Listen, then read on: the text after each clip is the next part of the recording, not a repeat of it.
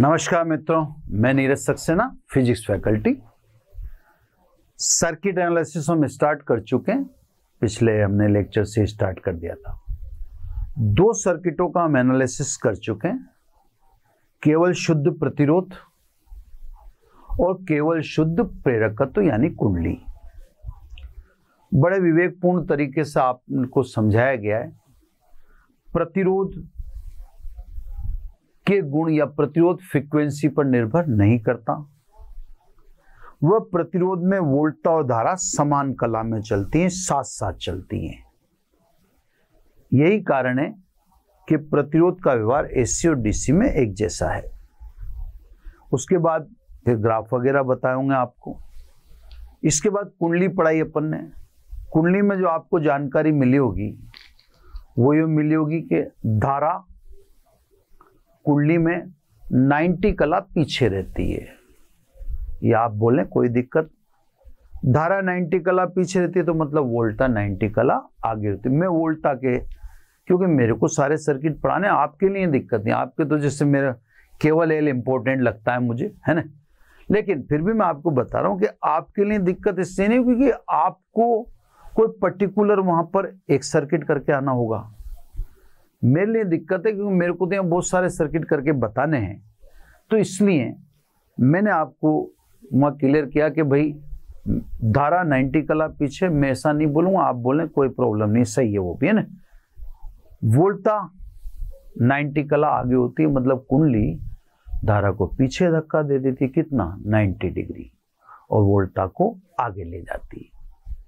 फिर ये भी बताया कि साहब जब कुंडली लगाएंगे तो उसके कारण जो धारा के मार्ग में अवरोध होगा, जिसे अपन कहते हैं प्रेरणिक प्रतिघात, उसका मापन किससे करेंगे? तो आपको फॉर्मूला बता दिया गया, XL बराबर ओमेगा एल यानी 2 पाई FL। कुंडली में लास्ट में आपको ये बताया होगा कि कुंडली के जो करैक्टर हैं वो डीसी के काम के नहीं है। या यूं बता दिया गया होगा कि डीसी में कुंडली कोई काम नहीं करती, कोई अवरोध उत्पन्न नहीं करती है। तो उस पॉइंट ऑफ व्यू से डीसी के काम की नहीं है। जब उसके कारण कोई अवरोध ही नहीं है तो डीसी में उसका उपयोग क्या कर लोगे आप। लेकिन एसी में कुंडली के कारण, या एसी में कुंडली निश्चित अवरोध उत्पन्न करती। निश्चित का मतलब जो क्वांटिटी आप चाहें उससे उत्पन्न करा सकते हैं। एल उसमें आता है, एल की अपन कैलकुलेशन पिछले चैप्टर में कर चुके। जैसे अपन ने परिनालिका के लिए लिखा था एल बराबर μ0 n square a upon L.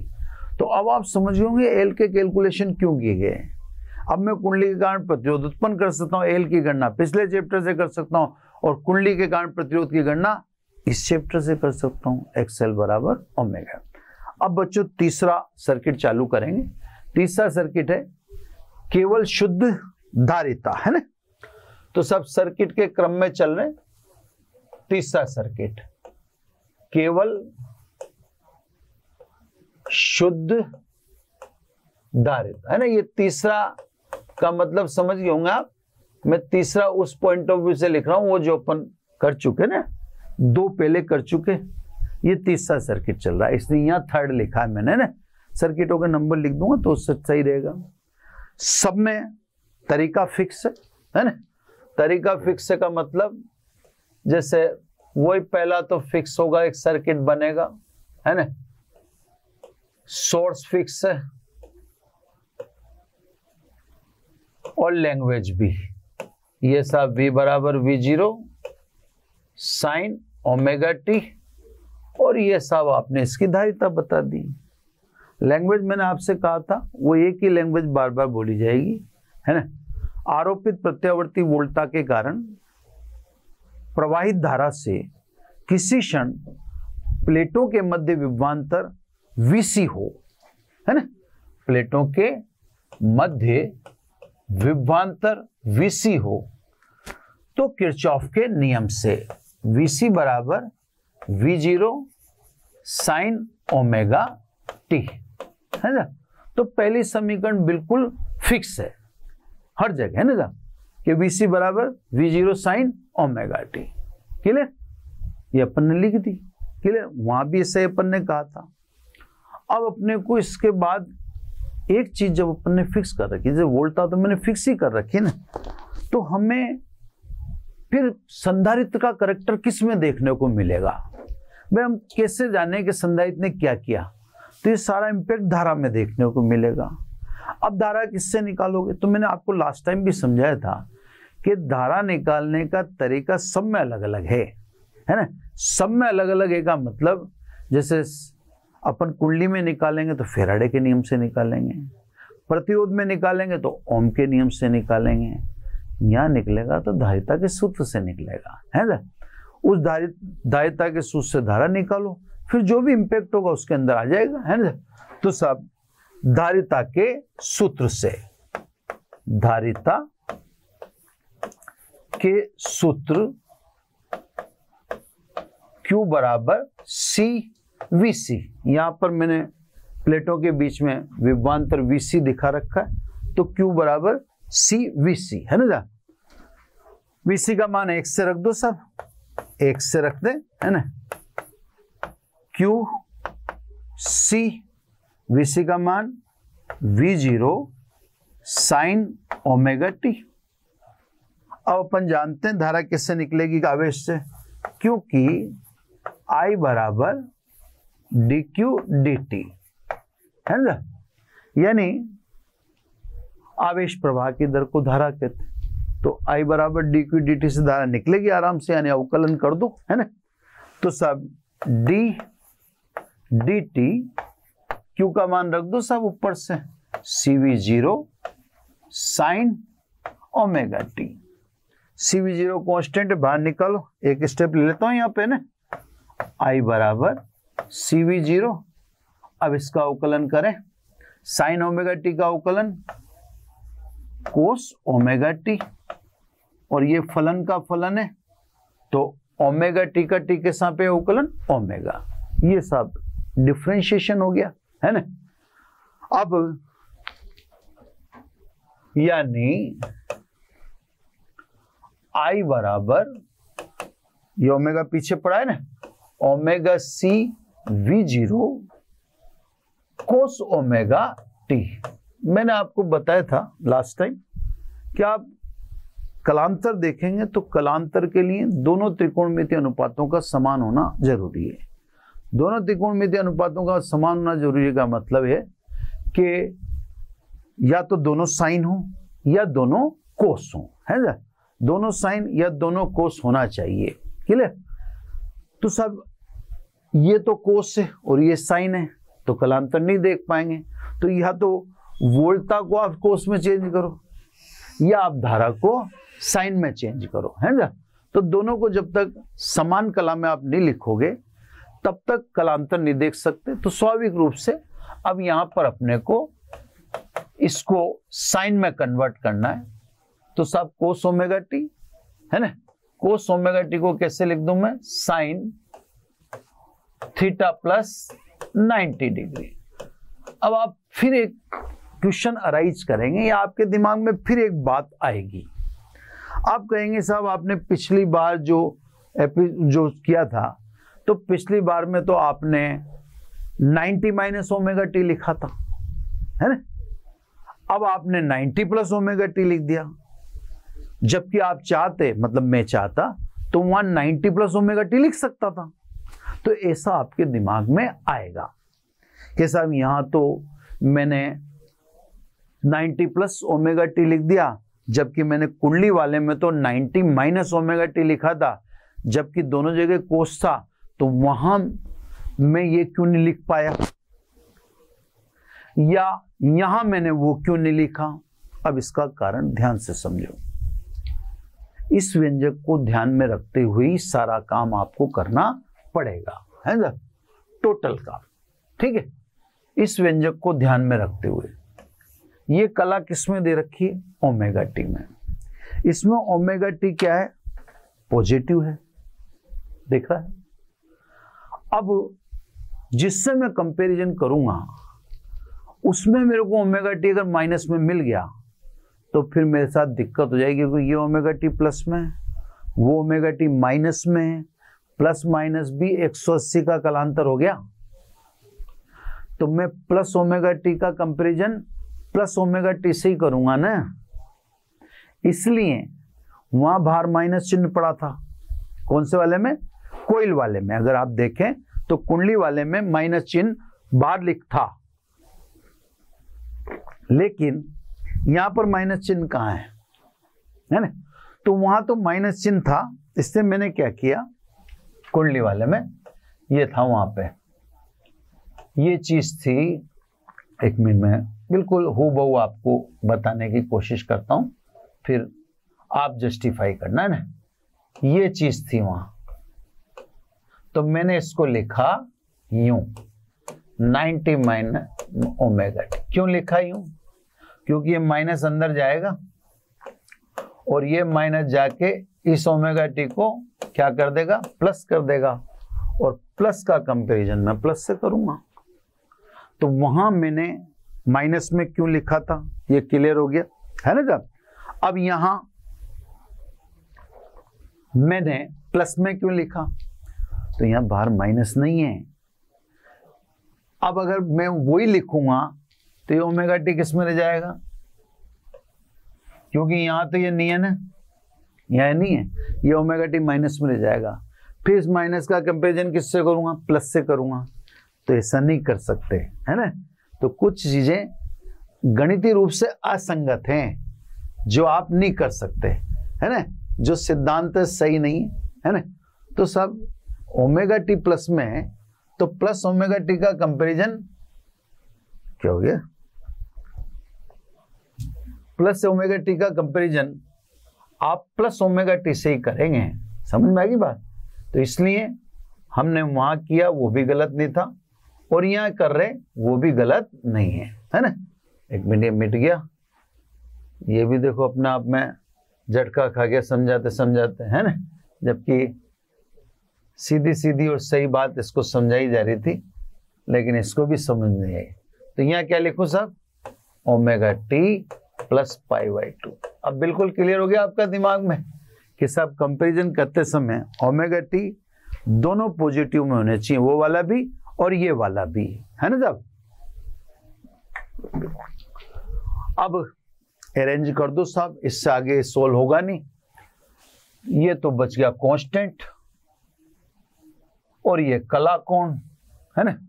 जो कांस्टेंट बच गया स्वाभाविक है वो किसमें, धारा के इसमें। तो इसको ऐसे लिख दें, I बराबर I0 sine omega T plus pi by 2 है ना। ये समीकरण 2, इनके तुलना भी करेंगे इससे अपन, समीकरण 2 है ना। पहले सब यहां I0 आपने किसकी जगह लिखा, इसकी जगह लिखा ओमेगा सी V0 की जगह, यानी V0 अपॉन I0, ठीक है साहब, XC, ठीक है साहब, V0 अपॉन I0, यानी वोल्टता तथा धारा का अनुपात। अगर संधारित्र लग रहा है तो वोल्टता व धारा के अनुपात को धारितीय प्रतिघात बोलेंगे। आपको ये मैंने पिछले लेक्चर में क्लियर कर दिया था कि शुद्ध कुंडली के कारण धारा के मार्ग में उत्पन्न अवरोध को कुंडली के कारण तो प्रेरणिक प्रतिघात कहते हैं, और शुद्ध संधारित्र के कारण धारा के मार्ग में उत्पन्न अवरोध को धारितीय प्रतिघात कहते हैं। तो वोल्टता बटा धारा यानी प्रतिरोध। अब कुंडली के कारण प्रतिरोध को क्या बोलते हैं, धारितीय प्रतिघात है ना। कैपेसिटिव रिएक्टेंस, ठीक है साहब। कितना आया साहब, ये इसको सोल्व कर रहे हैं, इससे आ रहा है 1 अपॉन ओमेगा सी। चलो सब, अब वही काम जो पहले से कर रहे हैं, वही समीकरण पहले 1 और 2 की तुलना करेंगे। एक जैसा चीज एक से ऐसी है, समीकरण 1 व 2 की तुलना से स्पष्ट है कि शुद्ध संधारित्र का इस्तेमाल करने पर धारा, देख लो आप, 90 कला आगे होगी, किससे, वोल्टेज से। धारा की कला कितनी है, ओमेगा टी प्लस 5/2, इधर अलग से लिख देता हूं है ना। आपको अलग से देखने में सही रहता है। धारा की कला तो है omega T plus pi by 2, और वोल्टा की कला कितनी है देख लो आप, ओमेगा टी। कला देखा करो आराम से ना। अब बोलो कौन आगे, धारा आगे है ना, तो आप बोलो आराम से, कोई दिक्कत नहीं कि शुद्ध संधारित्र में धारा कितनी आगे रहती है, 90 कला आगे रहती है। अब मैंने बताया ना, मेरे तो एक ही लफ्ज चलेंगे हमेशा, तो मैं ये बोलूंगा शुद्ध संधारित्र का इस्तेमाल करने पर प्रत्यावर्ती वोल्टा धारा से 90 कला पीछे होती है। मैं पीछे बोलूंगा, आप भी सही बोल रहे हैं, आप बोल रहे हैं धारा आगे होती है कितनी, 90 कला। मैं बोल रहा हूं वोल्टा पीछे होती है कितनी, 90 कला। तो बात एक ही, अगर धारा आगे चली गई तो फिर कौन पीछे हुआ, वोल्टा ही हुई। तो हम दोनों एक ही चीज बोल रहे हैं, पर आपको मैं सलाह दूंगा आप जो दिखता वही बोलो, आप इजी बोलो। मेरे को तो ग्राफ भी बनाने होते हैं, फिर मेरे को कई चीजें लिखनी होती हैं, तो मेरे से कहीं होने वाली टेक्निकल मिस्टेक आगे तक दिक्कत देगी। आपकी कहीं टेक्निकल मिस्टेक होती है, आपको कौन सा आगे कुछ करना है, आपको तो एक ही तो क्वेश्चन करके आना है वहां पे, है ना। और आप अगर समझ भी रहे हो कि धारा आगे, तो कौन सी गलत बात है, गलत तो नहीं। तो सब संधारित्र का इस्तेमाल करेंगे तो संधारित्र साहब वोल्टा को पीछे पटक देगा और धारा को आगे ले जाएगा, है ना। तथा शुद्ध संधारित्र के कारण धारा के मार्ग में अवरोध कितना, 1/ओमेगा c, कला लिख दें अब, कला कितनी, -π/2। माइनस क्यों लिखा मैंने, क्योंकि मेरे हिसाब से तो वोल्टा पीछे है ना। या 1/ओमेगा को आप लिखेंगे 2πfc, कला लिख देंगे साथ में तो ज्यादा बेटर रहेगा, -π/2। तो -π/2 का मतलब आप समझिए वोल्टा पीछे है। इसलिए मेरे को एक ही चीज पर कंसंट्रेट होना पड़ता है। आप किसी पे भी मेरे को वोल्टा पे कंसंट्रेट होना पड़ेगा। तो सब अपन अपनी तरफ से कुछ भी नहीं करते, सब सूत्र प्रोवाइड करते हैं। ये देखो सूत्र अपने आप बताते हैं कि साहब क्या नाम से कौन क्या करेगा। सूत्र मैं केस में कुछ नहीं कर रहा, सूत्र ने बताया कि धारा का वोल्टा से, मैं तो बस एक को फिक्स कर रहा हूं, और आप इलेक्ट्रॉनिक्स में और इलेक्ट्रिक्स में एक फिक्स कर सकते हैं। या तो धारा फिक्स करते हैं तो वोल्टा का इम्पैक्ट, वोल्टा में इम्पैक्ट आ जाएगा कंपोनेंट का, और अगर वोल्टा फिक्स करते हैं तो कंपोनेंट का इम्पैक्ट धारा में देख लें, वही अपन कर रहे हैं। ठीक है सर। अब वही अपने को 3 ग्राफ बनाने पड़ेंगे। पहला ज्यावक्री यही बना देते हैं ना। 3 ग्राफ में से पहला ग्राफ ज्यावक्रीय है ना। बार बार मेरे को बताना पड़ ही रहा है कि साहब हमने एक चीज फिक्स कर रखी है, और वो एक चीज हमारे लिए v है ना। ये 0, ये साहब डिफरेंस t/4, ये t/2, ये 3t/4, और ये कैपिटल T। ये v और i दोनों माउंट होंगे इस पर, है ना। पहला ग्राफ है ना, v और i, तो v का शिखर है ना, एक मिनट, v का शिखर, चलो v का शिखर धारा के शिखर से ऊपर होगा तो +v0, और ये -v0 है ना। धारा का शिखर नीचे, ये धारा का शिखर नीचे, +I0 -I0।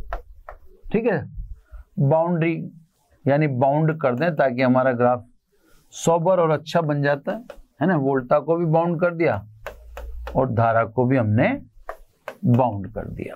ठीक है सर। अब वोल्टा का ग्राफ तो फिक्स है, उसमें अब आपको सोचना ही नहीं है, वो शुरू में ही फिक्स कर दिया गया। उसके फायदे ही आपको समझ में आ रहे होंगे जो दिख रहे हैं, है ना। एक मिनट, कलर चेंज, कलर नहीं मिल रहा इसमें मुझे, कलर देखा कौन सा आया, वही आया है ना। एक मिनट, व्हाइट कलर आ जाए तो ज्यादा बेटर रहे। देखा ये सब, अब मैं थोड़ा, मेरे को तो बड़ा प्रिकॉशनरी बनाना पड़ता है साहब। ये देखो है ना, ये फिक्स है, इसका ग्राफ भी फिक्स है, v बराबर v0 sign omega T. Clear, ये हमेशा अपन ने फिक्स ही कर रखा। अब धारा आगे है, धारा कितनी कला आगे, 90 कला आगे। अब देखो 90 कला आगे तो आप यहां से स्टार्ट कर देना, आपके लिए सलाह है ना। देखो आपको तो क्या करना है, फिर मैं आपको जो है वास्तविकता भी दिखाऊंगा ना। देखो आपको तो ये करना है, आप तो ये करके और मुक्त हो जाना, ठीक है। ये आपके लिए धारा का ग्राफ, एक मिनट कलर ले लूं, है ना। ये धारा I बराबर I0 साइन कितने आगे 90, तो ओमेगा टी प्लस π/2, ये 90 आगे लिख दी। अब मैं आपको जो बता रहा हूं वो ध्यान से देखना आप, है ना। वास्तव में v तो अपन ने फिक्स कर रखा है। अब v फिक्स करने के कारण हुआ क्या कि धारा आगे नहीं ले जा पा रहे अपन, वरना धारा तो पहले ही स्टार्ट होगी ना साहब, ये -t/4, तो धारा तो यहां से चलेगी ना भाई। वोल्टा तो आपने फिक्स कर ही दी, तो v आप फिक्स कर चुके हो। अब v फिक्स कर चुके हो तो v तो आप यहां से बना देते हो 0 से, है ना।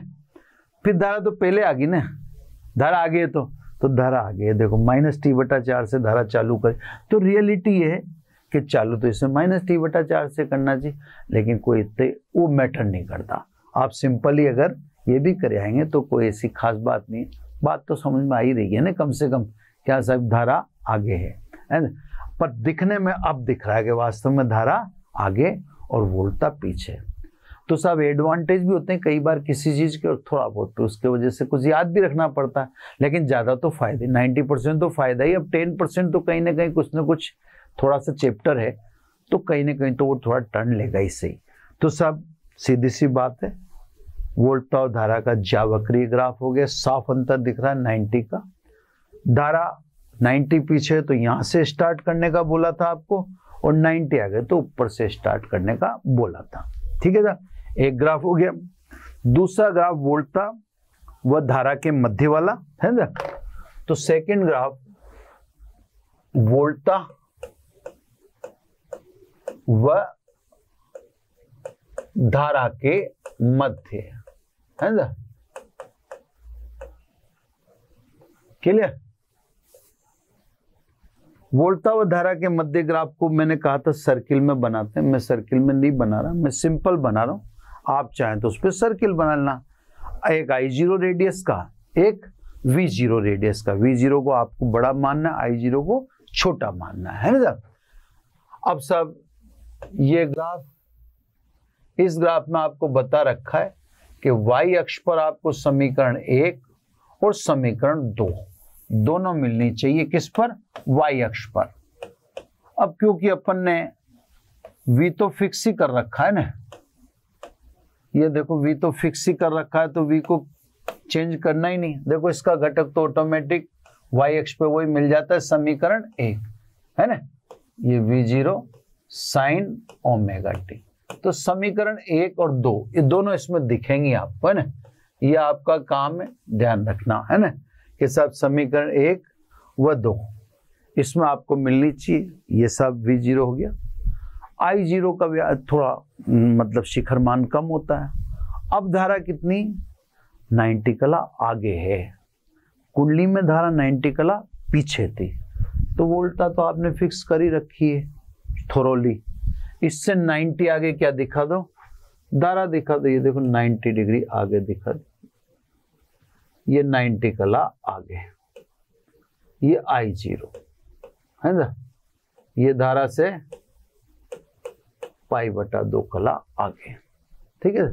थोड़ा सा स्ट्रेट आया नहीं, अब ये तो थोड़ा क्या लाइन ऐसे एकदम स्ट्रेट खींच नहीं पाती।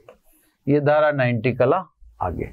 y अक्ष पर घटक लेके देखो, y अक्ष पर घटक लोगे तो धारा का घटक वही आएगा, समीकरण नंबर 2, है ना। तो 1 और 2 को ये समीकरण रिफ्लेक्ट करेगी, इसमें आपको समीकरण 2 भी मिलेगी और समीकरण 1 भी, है ना। सर्किल में बनाते हैं, ये फेजर ग्राफ भी कहते हैं इसको। एक का कम व्यास होता है एक का, या एक का कम त्रिज्या होता है एक का ज्यादा त्रिज्या होती है। तो जैसे मैंने प्रतिरोध में बना के दिखा रखा था आपको, आप चाहे वैसा बना दें, वैसे ये भी बनाते हैं, तो इसमें भी कोई दिक्कत नहीं है ना। अब सब अगला ग्राफ, लास्ट ग्राफ, ये 2 ग्राफ हो गए। अब तीसरा ग्राफ प्रतिघात व आवृत्ति के मध्य है ना, क्लियर। प्रतिघात और आवृत्ति के मध्य, ये ग्राफ सब पहले लिख दूं मैं। XC बराबर 1/ω/c यानी 1/2π FC। तो साफ दिख रहा है XC इज प्रोपोर्शनल टू 1/ω, या आप देखें तो XC is proportional to 1/f। यानी आवृत्ति बढ़ती है तो XC घटेगा। ठीक है साहब, दिख रहा है अपने को, है ना। अब मेरे को इधर ही बनाना पड़ेगा ये ग्राफ। स्पेस तो मेरे, चलो थोड़ी सी स्पेस है, बन जाएगा अपने को। छोटा सा ही तो ग्राफ बनाना है, ज्यादा बड़ा बना के भी अपन को क्या करना। 1 मिनट, है ना, इसको सीधा स्ट्रेट लाइन कर। 1 मिनट, ये फ्रीक्वेंसी, ये आपके दो ओमेगा, और ये XC यहां लिख देता हूं इधर की तरफ। जब आवृत्ति बढ़ेगी तो XC घटेगा, क्योंकि XC is proportional to 1/f, है ना। XC is proportional to 1/f। तो सब ये तीसरा ग्राफ बन गया। अब इसके मतलब भी समझ लो। संधारित्र के कारण प्रतिरोध सब जगह एक जैसा नहीं होता, अलग अलग जगह पर फ्रीक्वेंसी अलग अलग है। तो संधारित्र के कारण धारा के मार्ग में अवरोध भी अलग अलग है। जैसे मान लो, वापस मैं आपको एग्जाम्पल दूं, है ना। एग्जाम्पल हम बात करें जैसे इंडिया की। इंडिया में फ्रीक्वेंसी है 50 हर्ट्ज, है ना। तो किसी संधारित्र का प्रतिरोध अगर देखें तो 1/2π FC, C हम मान लेते हैं 1 माइक्रोफेरेड, ठीक है ना। 1 माइक्रोफेरेड का संधारित्र मान लिया, जस्ट मैं कैलकुलेशन तो जान ही रहा हूं ना। तो सब कितना प्रतिरोध हुआ इसका, तो 2π, F का मान 50 और C 10⁻⁻⁶। तो ये हो गया सब 100π। 100 उसमें डाल दें अपन, 100 उसमें डाल दे तो 10⁻⁻4, ये 10⁻4 ऊपर चला गया, पाई नीचे, इतना ओम। तो भारत में 1 माइक्रोफेरेड धारिता का संधारित्र लें तो भारत के हिसाब से मैंने फ्रीक्वेंसी 50 लिख दी, संधारित्र तो 1 माइक्रोफेरेड का तो 10⁻⁻6 लिख दिया। इतना प्रतिरोध ये पैदा करेगा। अगर मान लीजिए हम अमेरिका की बात करें, क्लियर, अमेरिका की आवृत्ति है 60 हर्ट्ज, संधारित्र तो वही है 1 माइक्रोफेरेड यानी 10⁻⁻6। अब इसका प्रतिरोध कम हो जाएगा, है ना। आवृत्ति बढ़ी, भाई आवृत्ति बढ़ी है तो प्रतिरोध घटेगा। XC यानी मैं प्रतिरोध कहता हूं बार बार, आप प्रतिरोध के बजाय प्रतिघात ध्यान रखा करो, पर अर्थ समझना वही है, दिमाग में वही रखो कि हाँ प्रतिरोध यानी धारा के मार्ग में अवरोध है, चीज वही, ठीक है ना। तो सब 2π F की जगह अब रखेंगे आप 60 हर्ट्ज, वो तो 10⁻⁻6 ही है संधारित्र। अब 120 हुआ, अब 120 हुआ तो ठीक है, 2 जीरो भी दे दो आप, यानी 10⁻4 तो ही हो गया, है ना।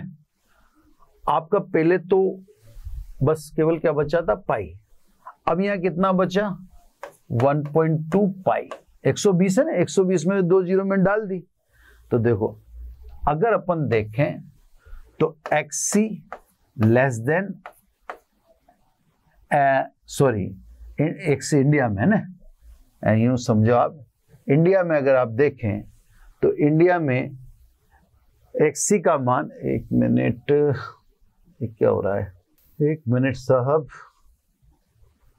चलो ये यूं कहो, ये इंडिया और ये अमेरिका है ना। तो ऐसे देखें, अमेरिका में और इंडिया में, तो जहां फ्रीक्वेंसी कम है, इंडिया में कम है, तो वहां पर एक्सी का मान ज्यादा है, यानी संधारित्र तो सेम है, 10⁻⁻⁶ और 10⁻⁻⁶, लेकिन उसका प्रतिरोध दोनों जगह सेम नहीं है।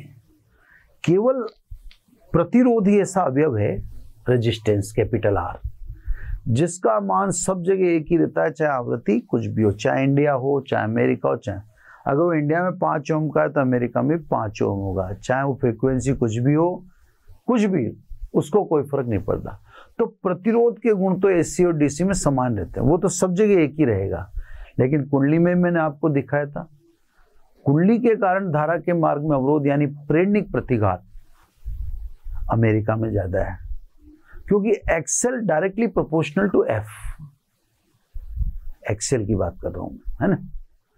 अब आप इस समय बात करें संधारित्र की, तो संधारित्र में जहां फ्रीक्वेंसी ज्यादा है, जैसे अमेरिका में फ्रीक्वेंसी ज्यादा है, तो जहां फ्रीक्वेंसी ज्यादा है स्वाभाविक है वहां पर धारितीय प्रतिघात यानी संधारित्र के कारण धारा के मार्ग में अवरोध वहां पर कम होगा, जहां पर आवृत्ति ज्यादा है। तो आप देखो, एक ही संधारित्र है जिसका अपन 10⁻⁻, यानी 1 माइक्रोफेरेड उसका धारिता बोल रहे हैं, लेकिन आप देखें कि उसके कारण अमेरिका में जो प्रतिघात है वो इंडिया से कम है, क्योंकि वहां फ्रीक्वेंसी ज्यादा है।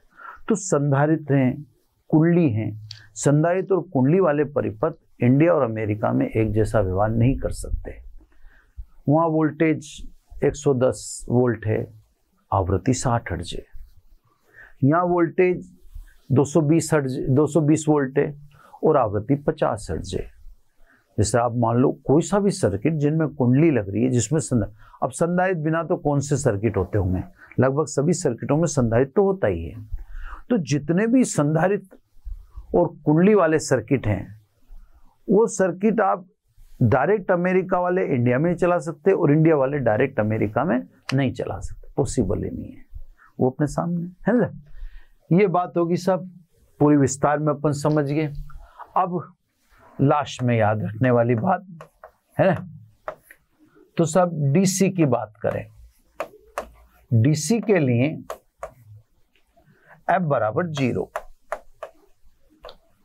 तो XC कितना होगा सब, अब XC में 1/2πfc लिखोगे, F 0 है तो 1/0 को क्या लिखेंगे, अनंत।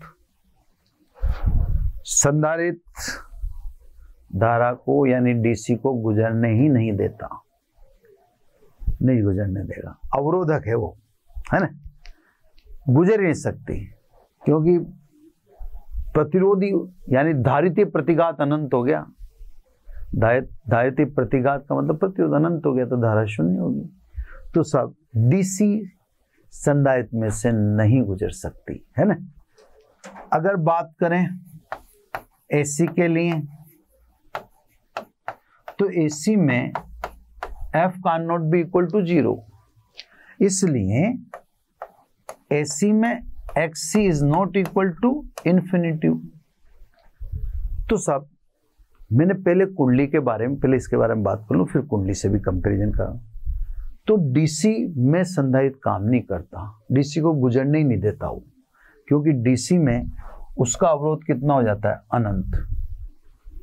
तो डीसी में संधारित्र अवरोधक का कार्य करता है। इसीलिए अगर आप ध्यान आता हो आपको, स्थिर विद्युत्की में जब हम संधारित्र पढ़ रहे थे, तो हमने किसी भी सर्किट में धारा प्रवाहित नहीं की, बल्कि आवेश प्रवाहित किया, धारा प्रवाहित नहीं की, क्योंकि ओपन सर्किट है। प्रतिरोध अनंत का मतलब ओपन सर्किट, ओपन सर्किट में धारा हो ही नहीं सकती। तो आप याद करें, तो हमने जब संधारित्र पढ़ा, उसमें सब जगह आवेश आवेश आवेश ही दिखाया संधारित्र में, क्योंकि धारा तो दिखाई नहीं सकते, है ना। हाँ, एसी में उसका कुछ निश्चित अवरोध होगा, अनंत कभी नहीं होगा, पॉसिबल ही नहीं, क्योंकि F 0 है ही नहीं। तो एसी में तो संधारित्र काम करता है, जितना आपको चाहिए उतना अवरोध उत्पन्न करता है, कैलकुलेट किया आपके सामने ऊपर के ऊपर। लेकिन डीसी में उसका कोई यूज है ही नहीं। इसी प्रकार मैंने पिछले एपिसोड में, यानी जो इसके पीछे वाला था, उसमें मैंने आपको स्पष्ट बताया था कि सब कुंडली डीसी में काम नहीं करती, क्योंकि डीसी में वो कोई अवरोध पैदा करती नहीं, एक्सेल बराबर 0 है कुंडली के कारण, जबकि एसी में काम करती है। लेकिन हैरत वाली सबसे शानदार बात यह है कि हमने ये जानते हुए भी, जैसे मालूम मैं तो जानता ही था ना कि साहब ये काम डीसी में, फिर भी सब किससे पढ़ाया आपको? डीसी से पढ़ाया। तो ये सबसे बड़ी टीचर के धैर्य की बात है कि जो टीचर आपको पढ़ा रहा है वो जानता है कि जब मैं प्रत्यावर्ती धारा चैप्टर पढ़ाऊंगा उस समय कहूंगा बच्चे से कि नहीं ये सब गलत था, लेकिन इसके बावजूद भी वो उस समय इतना धैर्य रखता है और धैर्य रखते हुए पढ़ा भी देता है, जबकि हमें पता होता है कि आज आपके सामने ये बात आनी है। ठीक है ना? चलो, ये हो गए साहब केवल आर, केवल एल, केवल सी, है ना। अब कॉम्बिनेशन में ज्यादा दिक्कत नहीं है। सर्किट 4, ठीक है ना। सर्किट 4 में अब अपन लेते हैं आरएल सर्किट। इनको ज्यादा एंटरटेन नहीं करेंगे सर, शॉर्ट में लूंगा मैं इनको, है ना, क्योंकि इनमें ज्यादा अब कुछ करना है नहीं। आरएल सर्किट, है ना। ये सब आर और एल, मैं आरएल सर्किट लिख रहा हूं, आप समझ जाना अपने श्रेणी क्रम, ये समांतर क्रम नहीं है, तो इसलिए मेरे को श्रेणी, अब जैसे आरएल श्रेणी क्रम ये लिखना पड़ेगा, जरूरी नहीं है, अपने है ही श्रेणी क्रम। अब आरएल सर्किट, है ना। अब इनमें ज्यादा मेहनत नहीं है। अब आप देखें खुद, ये सब प्रतिरोध और ये कुंडली, अभी देखना कितनी सरलता से काम हो जाता है। ये आर, ये एल, ये अपन ने प्रत्यावर्ती धारा स्रोत लगा दिया, है ना, V बराबर V0 साइन ओमेगा टी। बिल्कुल सर, अब बिल्कुल भी दम नहीं है, बिल्कुल भी, इसलिए बस ध्यान से सुन लें, है ना, वो उसमें काम अपना बन जाएगा। ठीक है, ध्यान से सुनने में ही, ठीक है।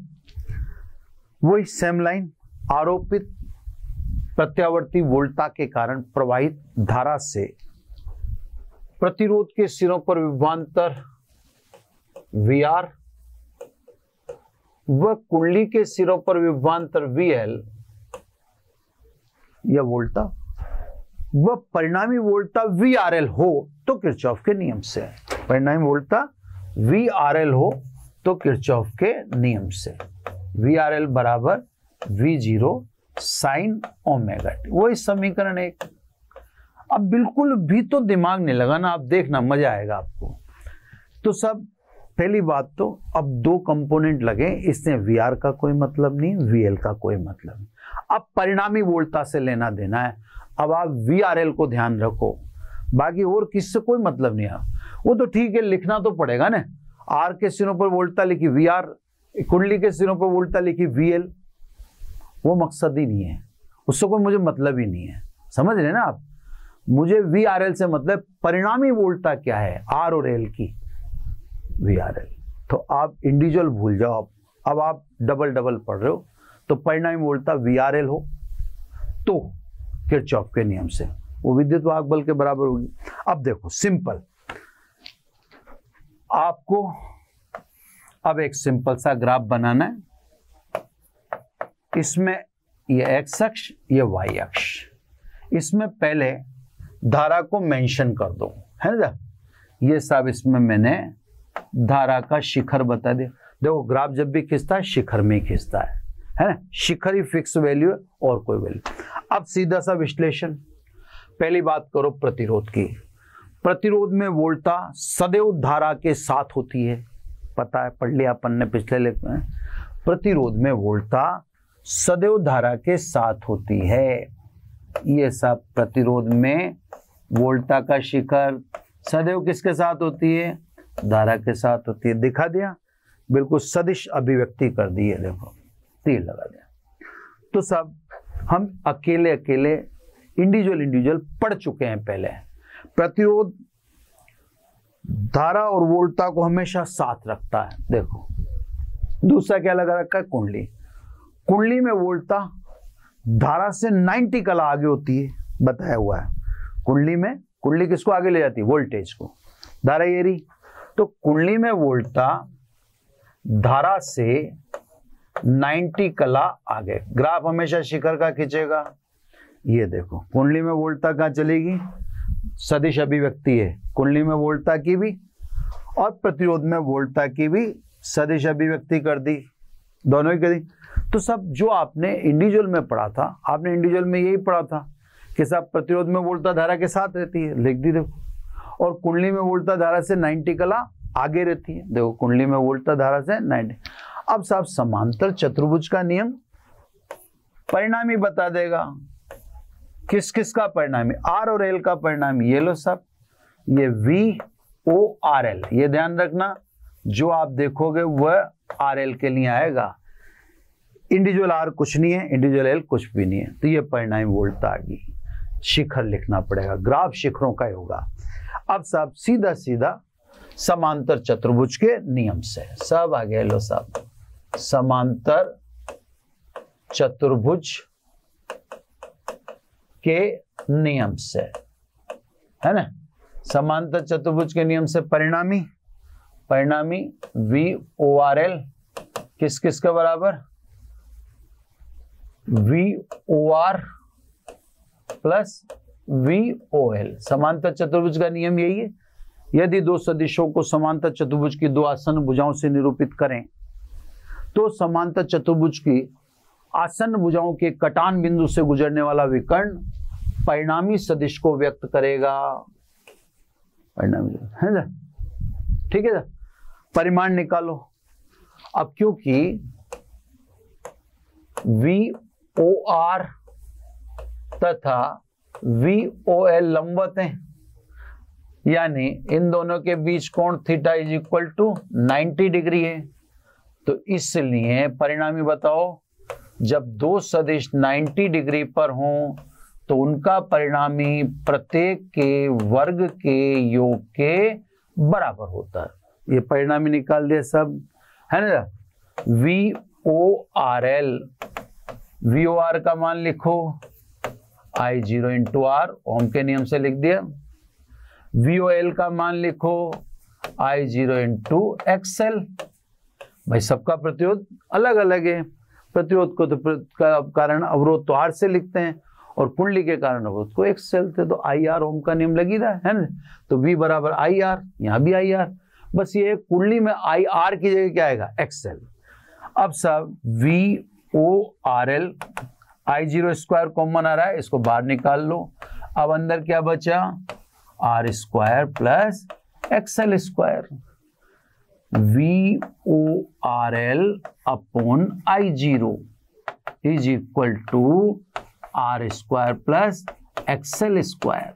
अब आप देखो, आपको सर्किट एनालिसिस चालू करने से पहले ही मैंने बिल्कुल साफ बता दिया था, बिल्कुल क्लियर बता दिया था कि प्रतिरोध के साथ कुंडली लगी हो या प्रतिरोध के साथ संधारित्र लगा हो या प्रतिरोध के साथ कुंडली व संधारित्र दोनों लगे हों, तो धारा के मार्ग में उत्पन्न अवरोध को, यानी वोल्टता के शिखर और धारा के शिखर के अनुपात को प्रतिबाधा कहते हैं, है ना। तो आरएल सर्किट के कारण धारा के मार्ग में प्रतिबाधा, यानी धारा के मार्ग में उत्पन्न अवरोध, है ना। तो सब अतः आरएल परिपथ की क्या बोलेंगे इसको? प्रतिबाधा, है ना, की प्रतिबाधा, प्रतिबाधा, ठीक है। ये सब Z, ये अनुपात को Z बोल दें, is equal to root R square plus XL square. ये ऐसे लिख दो, आर स्क्वायर, एक्सएल को क्या लिख सकते हो आप? Omega L square. ये लो सब, है ना। ये प्रतिबाधा किसके कारण? आरएल परिपथ। ये याद करना जरूरी है, ये इस पर न्यूमेरिकल आ सकता है, इस पर न्यूमेरिकल आ सकता है। आरएल सर्किट के कारण, अब मैं तो सिंपलीफाई करके बोलता हूँ, आरएल परिपथ की का प्रतिरोध इतना, अब वो बोलना क्या चाहिए वो तो मैंने लिख ही दे, आरएल परिपथ की प्रतिबाधा, है ना। अब कलांतर व धारा तथा वोल्टता के मध्य कलांतर है ना। ग्राफ से कुछ दिमाग लगाना ही नहीं ना आपको। अब आप देखो RL है ना, L वोल्टता को आगे ले जाएगा, प्रतिरोध ऐसा नहीं करने देगा, प्रतिरोध वोल्टता को धारा के साथ रखेगा, और कुंडली वोल्टता को धारा से 90 आगे ले। दोनों लड़ रहे हैं, फाइटिंग कर रहे हैं, दोनोगे एक साथ आगे ना। तो अब कलांतर 90 डिग्री हो ही नहीं सकता। भाई प्रतिरोध हटा दो, प्रतिरोध हटा दोगे तो ठीक है, कुंडली वोल्टता को धारा से 90 कला आगे ले जाएगी, क्योंकि प्रतिरोध तो फिर है ही नहीं। लेकिन अब तो प्रतिरोध भी शामिल है ना, तो प्रतिरोध कुंडली को वोल्टता को धारा से 90 कला आगे नहीं ले जाने देगा, क्योंकि वह वोल्टता को धारा के साथ रखता है, जबकि कुंडली वोल्टता को 90 आगे ले जाना चाहती है। तो बीच में रुकनी पड़ा, वोल्टता को बीच में रुकना पड़ेगा कहीं ना कहीं, क्योंकि ये प्रतिरोध है, ये चाहता है वोल्टता उसके साथ चले।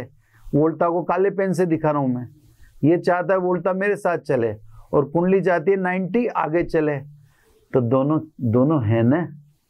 अगर कुंडली नहीं होती तो वोल्टता किसके साथ चल जाती? धारा के साथ, प्रतिरोध ही रह जाता ना। और अगर प्रतिरोध नहीं होता तो वोल्टता किसके साथ चल जाती? धारा से 90 कला आगे। लेकिन अब तो बीच में रह जाएगी, रहेगी ना। देखो ये धारा रही, ये एक परिणामी वोल्टता रही, दोनों के बीच कलांतर कितना आगे आएगी ना भाई। कुंडली तो यही चाहेगी ना कि वोल्टता आगे जाए। तो देखो 5 कला आगे, ये कलांतर दिखा दें साहब किससे? 10 से दिखा दें। 10 लंब कितना? VOL बटा आधार कितना? VOR। ये तो हो गया I0 XL, और ये हो गया I0R। I0 से I0 कट गया, यानी 10 is equal to XL upon R। XL को लिख सकते हैं अपन ओमेगा L R, यानी है ना, व्हाइट लेता हूं पेन, यानी फाई कलांतर इज इक्वल टू कितना? 10 इनवर्स XL अपॉन R, या कह दें 10 inverse omega L upon R, है ना। तो सब कलांतर भी डायरेक्ट आ गया। कलांतर में भी आपको किसी प्रकार का कोई दिमाग लगाने की आवश्यकता नहीं, बस समझो, बात को समझना चाहिए कि सब जब दोनों हैं, इंडिविजुअल आर का नेचर आपको पता है, वो वोल्टता को धारा के साथ ही रखेगा। इंडिविजुअल एल का आपको सेंस पता है, वो वोल्टता को धारा से 90 कला आगे ले। अब दोनों है ना, तो 90 कला हो जाए। जिसका इम्पैक्ट बढ़ा दोगे, कुंडली का इम्पैक्ट बढ़ा दे तो कलांतर बढ़ जाएगा, और प्रतिरोध का इम्पैक्ट बढ़ा तो कलांतर घट जाएगा। इनमें से कौन पावरफुल है, कलांतर वही डिसाइड करेगा। तो साहब ये कलांतर आ गया, इसको थोड़ा सा स्पष्ट लिख दूं मैं अगले पेज में, है ना। यहाँ पे लिख देता हूँ, फाई बराबर 10 इनवर्स, है ना, XL अपॉन R, यानी 10 inverse omega L upon R। Effective क्या है वो अब आपको देखना है ना। जो इफेक्टिव है, अगर XL इफेक्टिव है तो XL इफेक्टिव है तो मतलब L इफेक्टिव है तो 5 बढ़ जाएगा। वो तो चाहेगा ही से ना 90 आगे ले जाना, 5 बढ़ जाए। अगर प्रतिरोध इफेक्टिव है, R को बढ़ा दो, R बढ़ गया तो 5 घट जाएगा, है ना। सीधा सीधा, उसमें कोई दिमाग वगैरह कुछ भी लगाने की आवश्यकता नहीं है, सीधा सीधा है। तो सब ये आपने RL सर्किट देख लिया कंप्लीट। RL सर्किट में नथिंग न्यू, नथिंग स्पेशल, बस इंडिविजुअल R की नेचर पता होनी चाहिए, इंडिविजुअल L की नेचर पता होनी चाहिए। फिर आपको बस RL परिपथ में कोई प्रतिबाधा याद रखनी है ना। और वैसे याद क्या रखनी है, दोनों 90 डिग्री पर है ना। सदिश आप जानते हो, जब दो सदिश 90 डिग्री पर, तो ऐसे ही बोल दो, ऐसे ही बोल दो ना, Z is equal to root R square plus XL square, है ना। कलांतर सामने आई रहे, आप जाने गए कुंडली है तो धारा से देखो वोल्टेज को आगे लेगी, आगे ले। अगर संधारित होता तो पीछे रख देगा, वो धारा को आगे ले जाएगा। आरसी सर्किट करेंगे, आरसी सर्किट में देखना आप उल्टा हो जाएगा। चलेगा। ग्राफ की फॉर्मेलिटी कर लें, ग्राफ को अब ज्यादा तन्मयता से लेने की जरूरत नहीं, नॉर्मल अपन ले लेते हैं। ये ग्राफ में पहला ग्राफ यही बना दूंगा मैंने, जा वक्रीय है ना, जा वक्रीय ग्राफ। तो सब अब इस ग्राफ को, अब ग्राफों का सब महत्व नहीं, अब विश्लेषण का महत्व। जब तक ग्राफ का महत्व था बता ही दिया आपको, ये टी में साहब ये t/4, ये t/2, ये 3t/4 और ये t है ना। वोल्टा को फिक्स कर ही रखा है अपन ने, है ना। ये प्लस V0 और ये माइनस V0, ठीक है साहब। और धारा को भी आप फिक्स कर दो, धारा को नीचे अपन ने फिक्स कर रखा है, तो ये धारा का शिखर नीचे की तरफ, ये धारा का शिखर नीचे की तरफ, ये प्लस I0, ये माइनस I0। वोल्टा क्योंकि अपन फिक्स कर चुके हैं तो वोल्टा अपन ने फिक्स कर ली, तो ये देखो वोल्टा तो मैंने बता दी ना, थोरोली अप टू एंड वही रहेगी, अब मैं उसको चेंज नहीं कर रहा ना, तो वो बार बार बताने का भी क्या फायदा। ये साहब वही V बराबर V0 साइन ओमेगा टी है ना। ये वोल्टा वो RL लिखो तो लिखो, नहीं तो धारा। अब धारा कितनी आगे, सॉरी धारा कितनी पीछे, फाई कला पीछे है ना। धारा की समीकरण लिख दूं यहाँ पे, तो धारा की समीकरण लिखते हैं तो क्या लिखते हैं, I बराबर I0 साइन ओमेगा टी। अब धारा पीछे ना, देखो माइनस कितनी फाई, फाई का मान कहां से लाओगे, ये लिख रखा है ना। तो ये मैंने धारा भी लिख दी डायरेक्ट, है ना। डायरेक्ट इससे लिखाई में आएगी, देखो मैं आपको बताया था, ज्यादा उसमें सोचने, धारा इसी से लिखोगे। ये धारा पीछे, ये देखो वोल्टा आगे, ये सामने है ना, तो धारा पीछे, तो ये माइनस मैंने लिख दिया 5। ये देखो सॉरी टाइम तो लगता ही है, भले कुछ भी कर लो, जल्दबाजी फटा है। ये देखो पीछे है ना। अब सब धारा पीछे, पीछे तो नीचे से चालू करो, आगे तो ऊपर से। अब देखो एक अंतर बना लो, अब यहाँ से चालू मत करना, अब I0 से स्टार्ट मत करना। I0 से स्टार्ट करने का मतलब तो अंतर 90 डिग्री। अब एक अंतर बना लो आप, ये देखो ये अंतर, इस अंतर को आपने मान लिया फाई है ना। अब सब में ये अंतर बना रहेगा, देखो टॉप में भी बना रहेगा, ये टॉप में भी अंतर, ये फाई, हर जगह ये अंतर देखो बना रहेगा। ये यहाँ भी अंतर फाई है ना, हर जगह। ये धारा पीछे, ये देखो यहाँ के शिखर में भी अंतर बना रहेगा फाई, और एंड में भी जाके ये दिखा दो आप, ये अंतर फाई है। तो कोई अज्यूम कर लो, किसी डिफरेंस को एक अज्यूम कर लो आप, छोटा सा एक डिफरेंस आपने अज्यूम कर लिया, ये डिफरेंस आपने अज्यूम कर लिया फाई है। तो अब यही अंतर टॉप से टॉप में भी बना रहना चाहिए, हर जगह बना रहना चाहिए। देखो यहाँ भी बना हुआ है और एंड में भी बना हुआ है, तो ये कलांतर फाई। इसलिए धारा की समीकरण I बराबर I0 sine omega T minus phi. समझ में आएगी बात। अब दूसरा ग्राफ है ना, दूसरा ग्राफ आपका है वोल्टा व धारा के मध्य, व धारा के मध्य है ना। तो साहब वोल्टा व धारा के मध्य, उसमें वोल्टा फिक्स कर ही रखी है अपन ने, है ना। वाई अक्ष पर आपको समीकरण 1 और 2 मिलना चाहिए, तो साहब उसमें अपन ने ये V तो आप फिक्स कर दो है ना। ये V तो अपन ने कर दिया V0R या शिखर है ना, क्लियर। अब आपके पास से पहले धारा डिसाइड करें साहब, 1 मिनट पहले क्या है, धारा डिसाइड कर लें। धारा डिसाइड करने से फिर बैठेगा मामला है ना। तो एक काम करते हैं, पहले अब की बार धारा डिसाइड करते हैं। धारा और वोल्टा साथ साथ रहेंगे ना। तो ध्यान से देखो साहब, ये धारा मैंने डिसाइड कर ली, कहीं भी कर लो, कहीं ना कहीं तो करनी पड़ेगी ना, ठीक है। धारा का शिखर छोटा होता है। अब देखो मैं अब आपको कैसे दिखाऊं, इधर आ जाओ है ना, इसमें आ जाओ आप। देखो यहाँ RL लग रहा, R में वोल्टा धारा के साथ है ना। चलो खटाखट है ना, R में वोल्टा धारा के साथ, वोल्टा का शिखर ज्यादा होता है, ठीक है। तो पेन चेंज करता जाता हूँ बीच में, छोटा सा, है ना। अब आगे बात किसकी, दूसरा क्या लग रहा है साहब, दूसरा एल लग रहा है ना। एल में वोल्टा धारा से 90 कला आगे, ठीक है। एल में वोल्टा धारा से 90 कला आगे, है ना। इसको तो ओमेगा टी लिख देना। ये एल में वोल्टा धारा से 90 कला आगे। अब देखो ऐसे आएगा थोड़ा सा, वी ओ एल, ठीक है। कितना आगे, ये 90 कला आगे। ये समांतर चतुर्भुज का नियम लगा दिया। एक मिनट,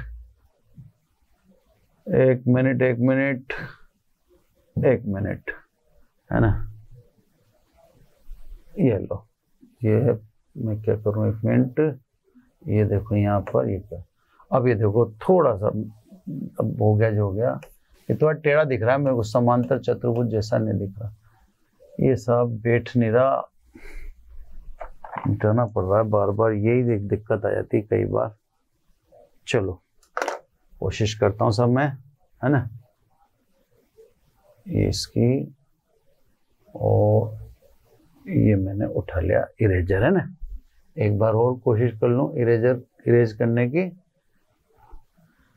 यार ये क्या फफूंद है यार, है ना।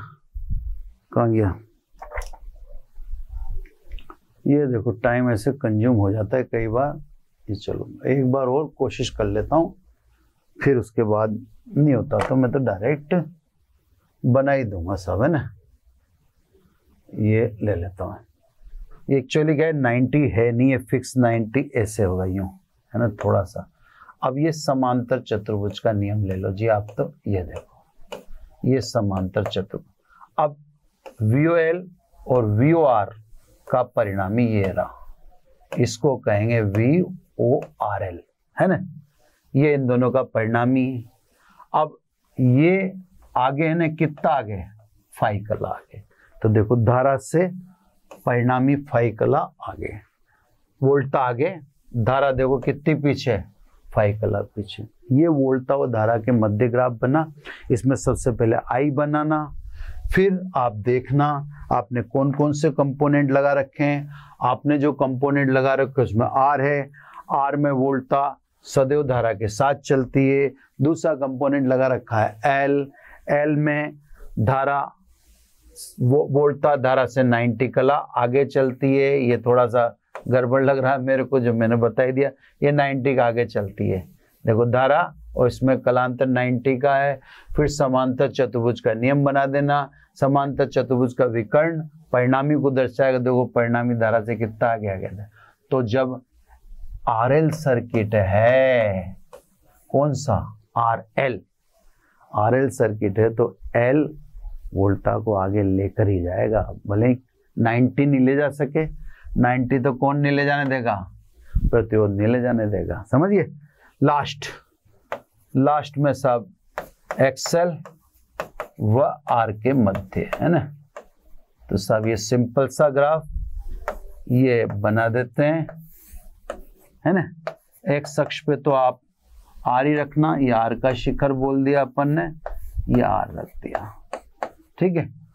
और X अक्ष पे, और Y अक्ष पर XL रख देना, ये XL का शिखर। वेक्टर प्रेजेंटेशन है यहाँ पर, कोई दिक्कत वाली बात नहीं है।